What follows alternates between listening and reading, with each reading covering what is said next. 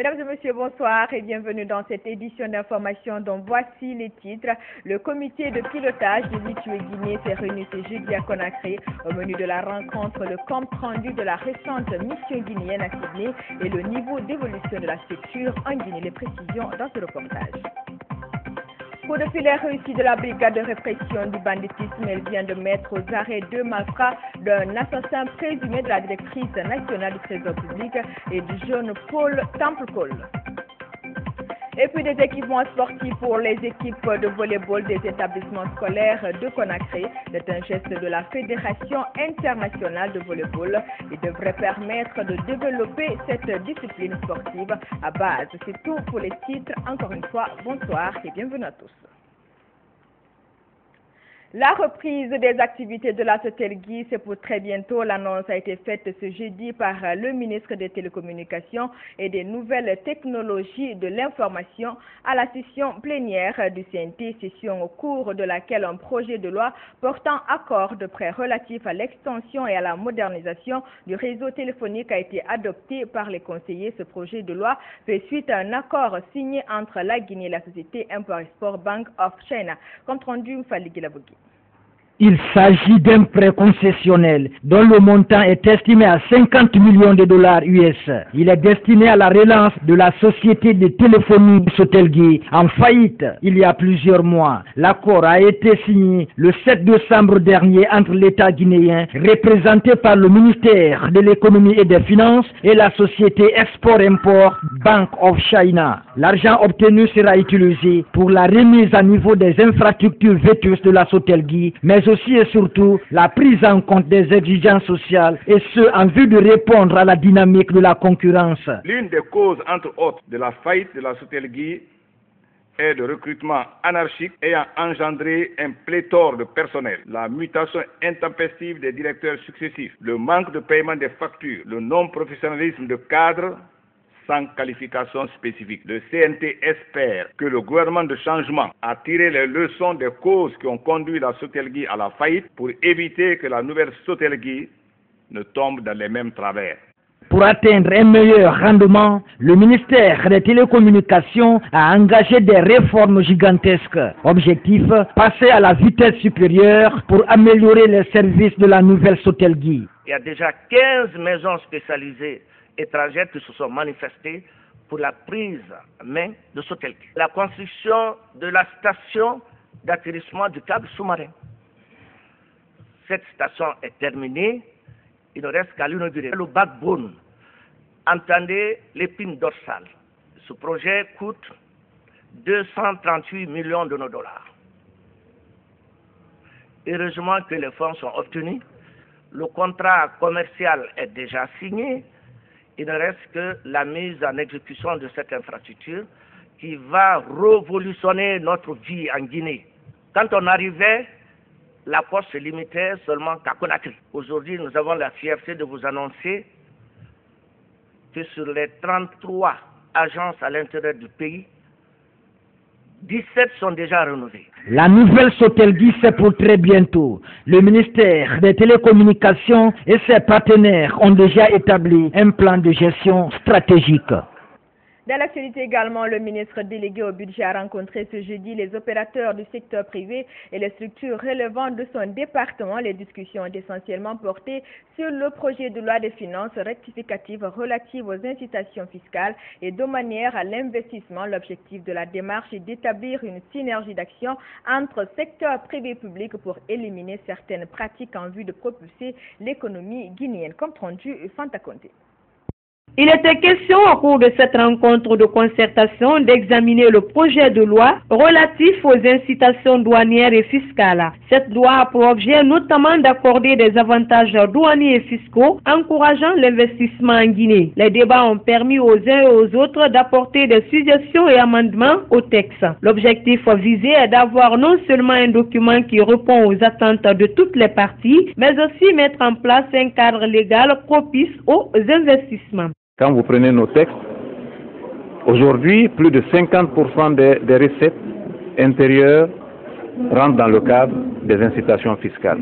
Quand vous prenez les importations à la douane, plus de 60% de ces importations ne sont pas taxables.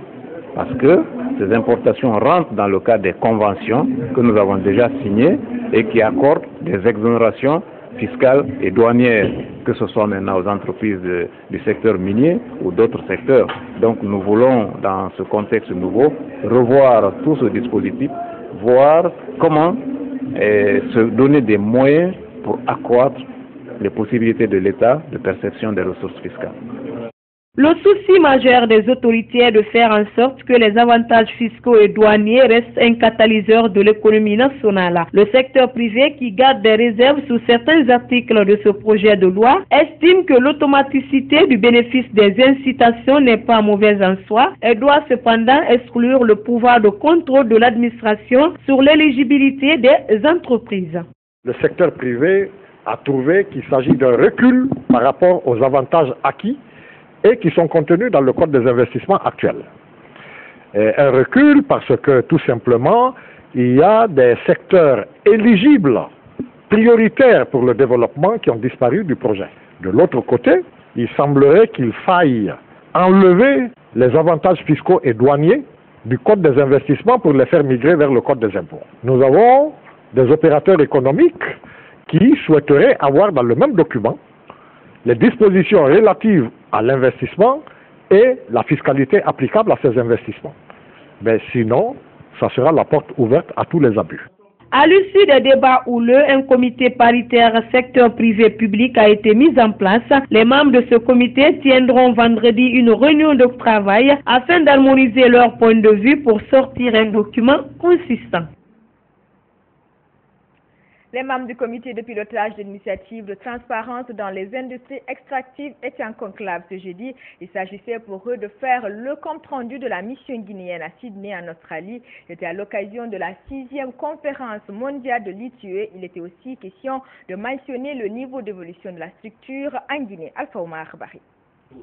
Pour cette énième réunion du comité de pilotage de l'ITIE Guinée, 2 points étaient inscrits à l'ordre du jour. Il s'agit du compte-rendu de la mission ITIE Guinée à Sydney en Australie à l'occasion de la 6e conférence mondiale de l'ITIE internationale qui s'est tenue du 22 au 24 mai dernier et la situation actuelle du recrutement du conciliateur pour les exercices 2011 et 2012. S'agissant du premier point, les membres du comité de pilotage ont donné de larges informations sur la participation de la Guinée à ce sommet international. Une participation hautement appréciée puisque la Guinée, dit-on, a été valablement représentée.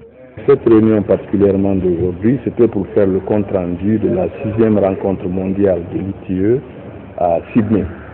Et la Guinée a été représentée à cette conférence mondiale, peut-être pas au plus haut niveau, pour des raisons d'agenda et de conflit d'agenda, mais nous avons effectivement participé à cette séance-là. En ce qui concerne le recrutement du conciliateur, il faut dire que la Guinée doit recruter un expert international pour faire la situation sur les paiements effectués par les sociétés minières évoluant dans le pays et les montants perçus par les autorités pour les exercices 2011 et 2012. Le conciliateur, c'est très important. Concilier veut dire concilier les paiements faits au profit de l'État par les sociétés minières. Il s'agit de voir que vont déclarer les sociétés minières et que va déclarer l'État pour voir comment justement concilier cela. Et ça, c'est le nœud de la transparence. C'est là la question fondamentale de la transparence. Et aujourd'hui, nous sommes en train de faire le recrutement. L'appel d'offres est lancé. Nous avons évalué les offres techniques. Nous attendons d'avoir l'avis de non-objection de la Banque africaine de développement pour pouvoir ouvrir les offres financières et après nous nous lancerons dans la réconciliation. Il faut préciser que l'ITIE est une initiative internationale qui a pour but d'assurer la transparence des paiements et des revenus générés par les sociétés minières.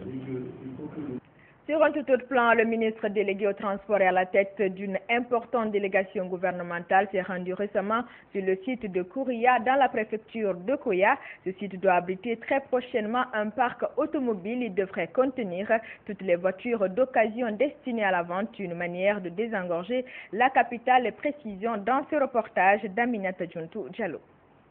À l'image des autres pays du monde, le gouvernement de la Troisième République, à travers le ministère délégué au transport, a initié ce projet de construction d'un parc automobile qui permettra de délocaliser tous les points de vente de véhicules d'occasion de Conakry pour la haute banlieue en vue d'une gestion efficiente du secteur.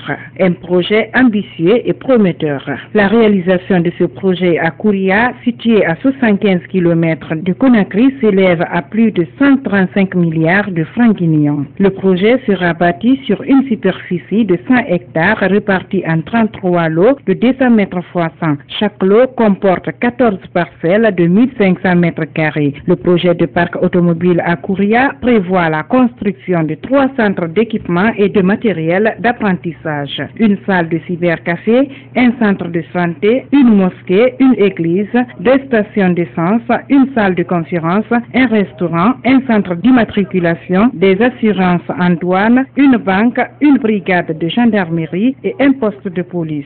Les travaux sont avancés à près de 15%. Il y a de cela un mois, nous travaillons tous les jours, y compris dimanche, de 8h à 19h.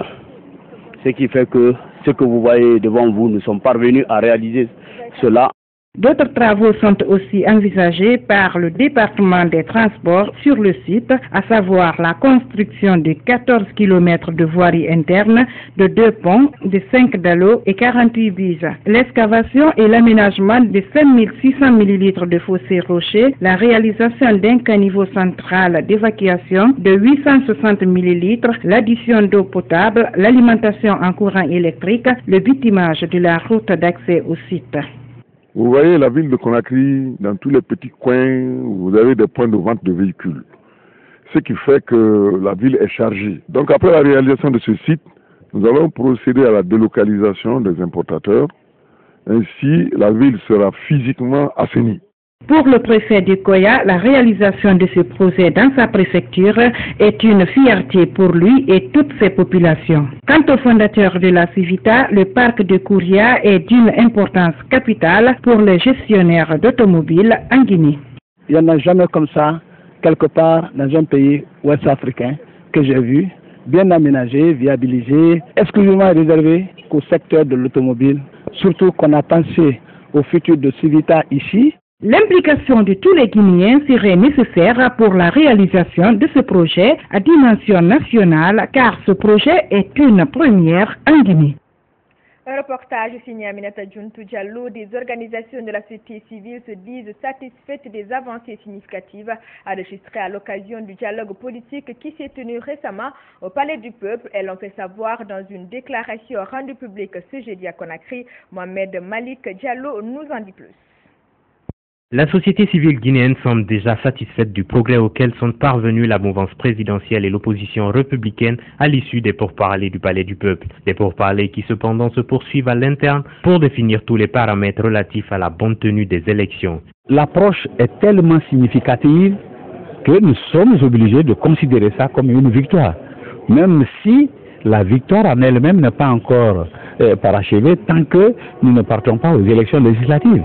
Après avoir regretté les nombreux cas de décès, de blessés et de pillages, ces organisations composées du CNOX, de la CONASOG, de la CADIF Guinée et de Rose Guinée ont demandé l'ouverture d'une enquête sérieuse pour situer les responsabilités et rendre justice. Elles ont aussi interpellé les acteurs sociopolitiques afin qu'ils saisissent cette nouvelle opportunité pour amorcer une véritable réconciliation nationale. Nous pensons que ce que nous sommes en train de faire doit aboutir à une paix entre tous les Guinéens, à une paix entre le nord, le sud, l'est et l'ouest.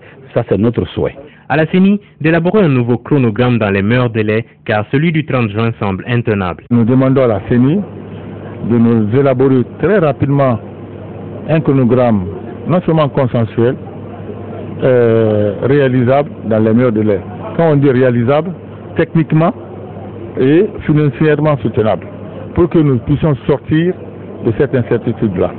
Étant un des acteurs du processus électoral en matière d'observation, Aziz Diop estime que les législatives peuvent se tenir d'ici le 30 septembre. Autre registre, l'actualité, unité nationale et développement économique de la Guinée, un challenge pour la jeunesse.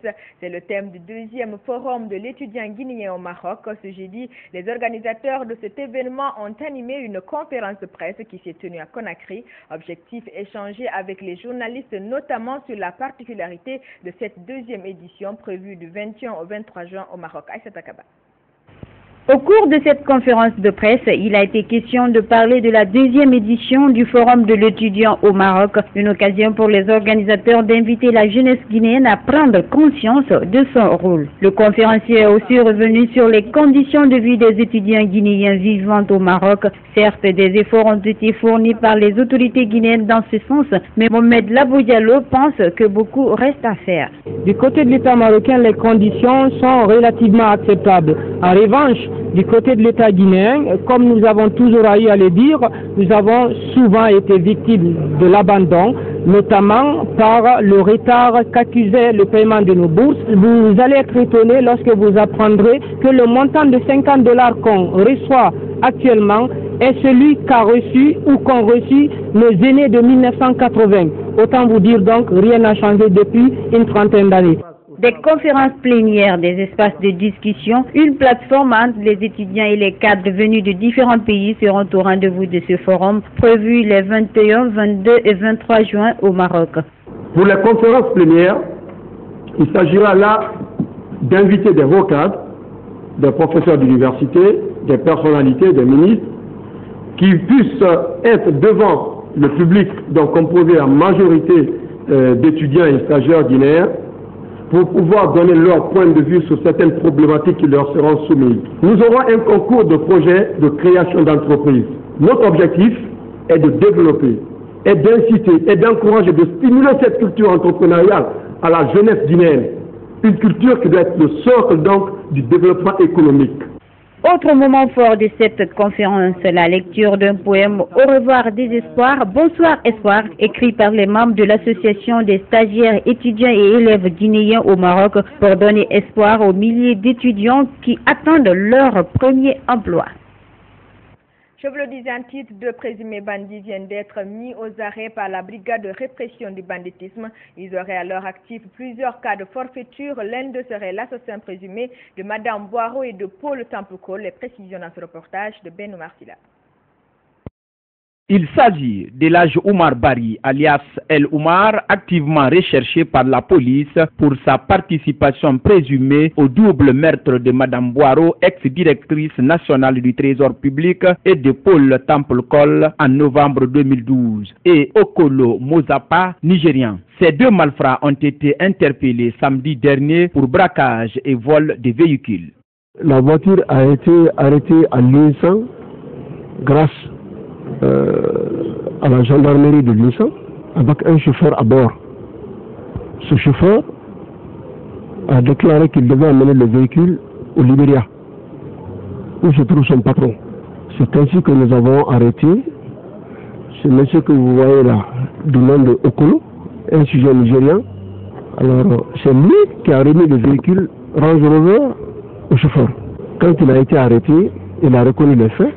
Le nom de El Oumar a été cité par Bewa et Sankon, interpellé les 15 et 22 décembre 2012 dans le cadre de l'assassinat de Madame Boireau à Kipé Centre Émetteur. Après plusieurs mois de recherche, El Oumar tombe dans le filet de la brigade de répression du banditisme. Le criminel a beau prendre sa jambe au cou comme la gazelle devant le lion, a beau se cacher comme le crabe dans la boue, il sera rattrapé un jour comme le cafard par une taloche.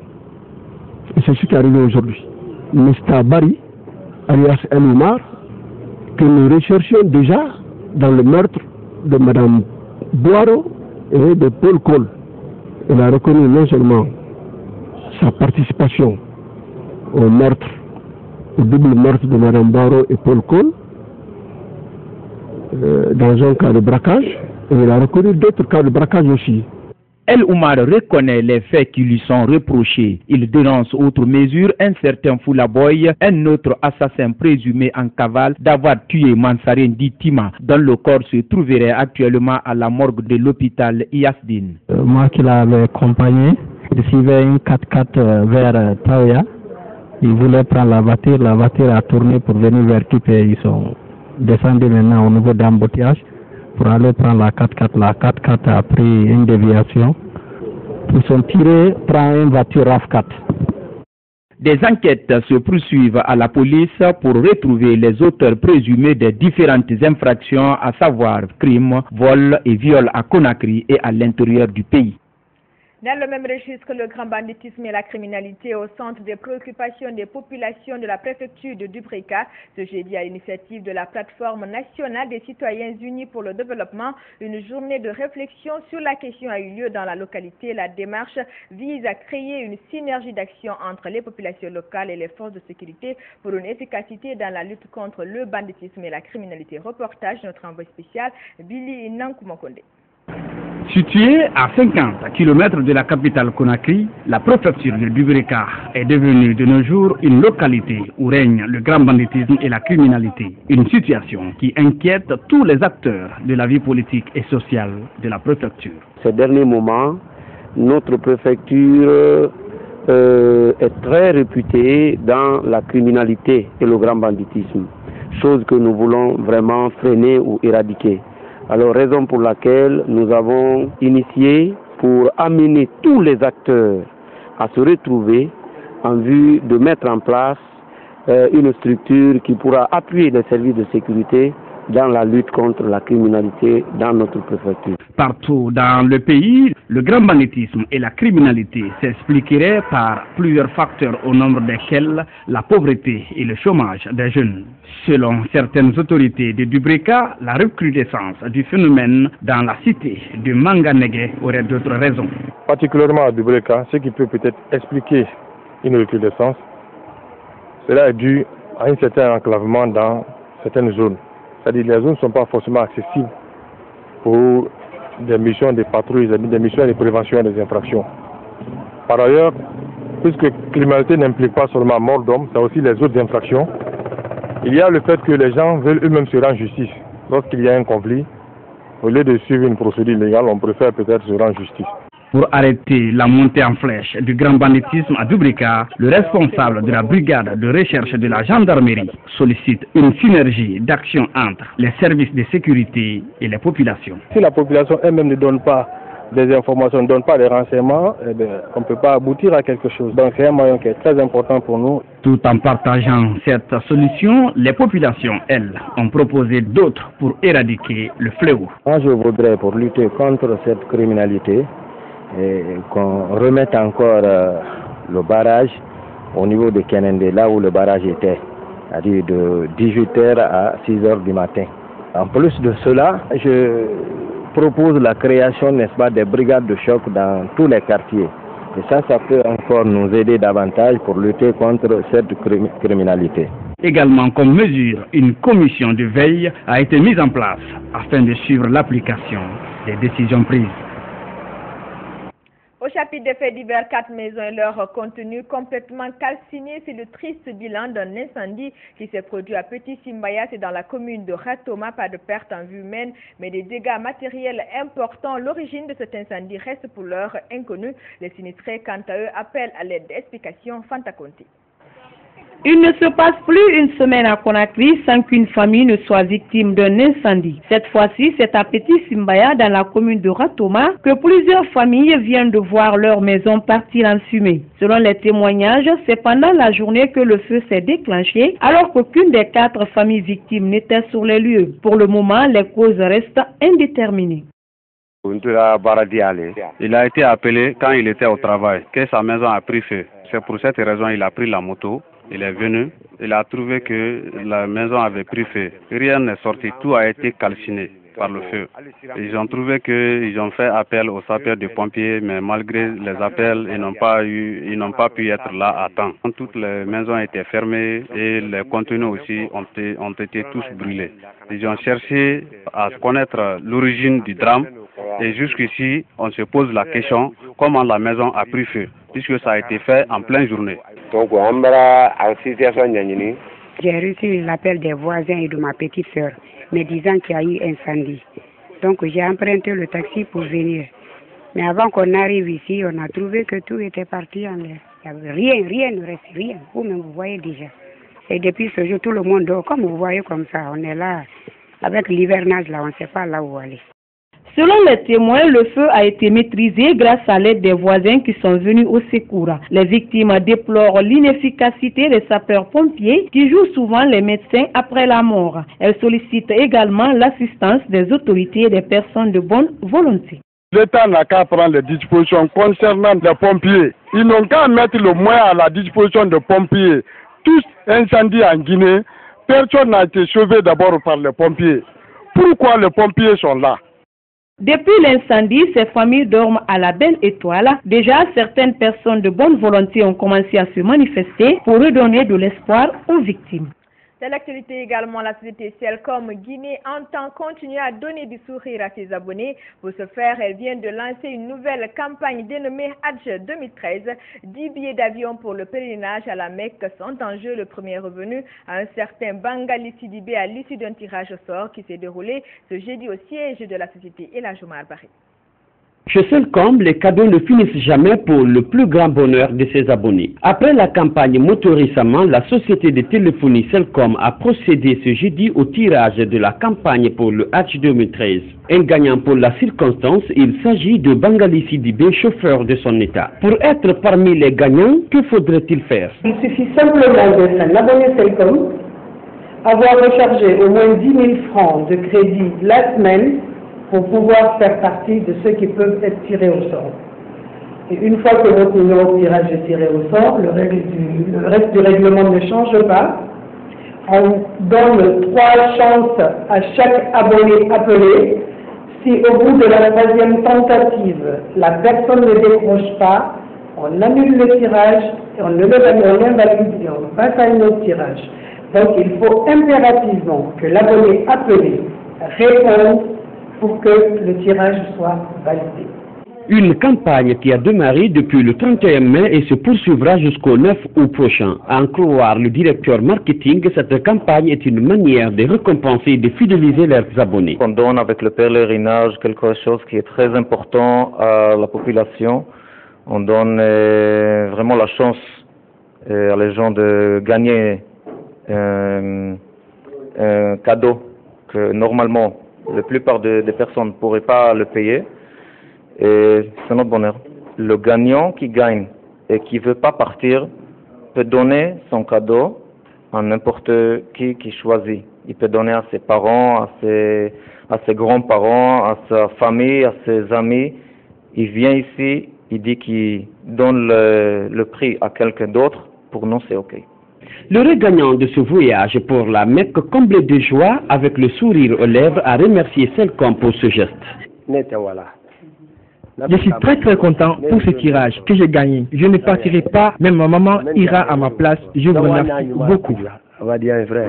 Au compte de ce jeudi 23 juin, c'est un millage qui a été tiré au sort et ce n'est pas tout. 9 autres places sont à pourvoir. Sport pour boucler cette édition, la Fédération internationale de volleyball vole au secours des jeunes Guinéens. À travers la Fédération nationale, elle a offert ce jeudi des équipements sportifs à certaines équipes de volleyball des établissements scolaires de la capitale. C'est à la faveur d'une cérémonie qui a eu lieu à la DCE de Matam. Ce geste devrait favoriser le développement à la base de cette discipline sportive. Ciao Bachir.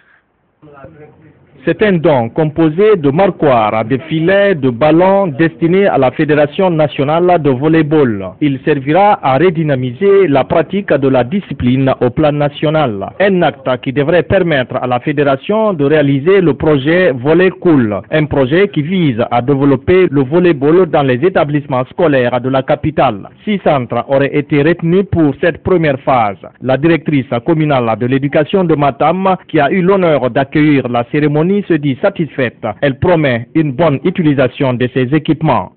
Le choix de nos écoles pour la formation de nos jeunes sur le plan sportif nous réjouit à plus d'un titre. Que vous en soyez vivement remerciés. Nous vous rassurons que ces équipements seront utilisés à bon escient. Ensemble, nous formerons nos jeunes dans cette discipline sportive. Pour sa part, le président de la Fédération nationale de volleyball mesure à sa juste valeur la portée du geste dans la mise en œuvre du projet Volley Cool. Cette cérémonie est pour nous très importante dans la mesure où elle va aider la Fédération guinéenne de volleyball à non seulement dynamiser le volleyball dans les écoles, mais également aussi à améliorer la pratique du volleyball au niveau des jeunes. Parce que notre objectif, c'est d'avoir dans le temps et dans l'espace des jeunes très compétitifs sur le plan africain et sur le plan international. La deuxième phase du projet Volley Cool concernera les gouvernorats et s'élargira à l'intérieur du pays. Des matchs amicaux se joueront entre les 6 centres en prélude des compétitions qui, dans quelques semaines, se tiendront selon le chargé des compétitions à la Fédération nationale de volleyball. C'est la fin de cette édition d'information. Merci de l'avoir suivi. Excellente suite de programme en notre compagnie. L'info, c'est aussi notre site web www.groupeevasionguinée.info. Bonsoir.